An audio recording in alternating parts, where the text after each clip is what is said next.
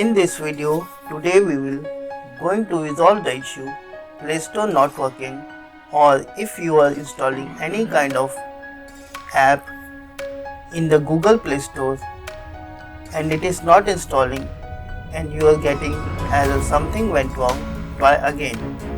So let's start the video. If you are new to the channel, subscribe our channel Agile Tech. So for resolving this issue, first of all, we need to go to your mobile settings. After going into mobile settings, you need to search for the app management. Tap app management. Now in app management, you need to select app list, and in the app list, you need to search for the Play Store.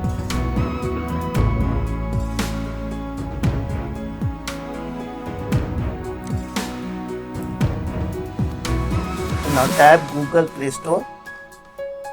Now in the Play Store, you need to go to option Data Usage Details. Now tap Data Usage Detail. In this, you make sure these two options, disable mobile data and disable Wi-Fi, is not been selected. You need to, if it is selected, you need to deselect these two options. Now again come back and go to your Google Play Store.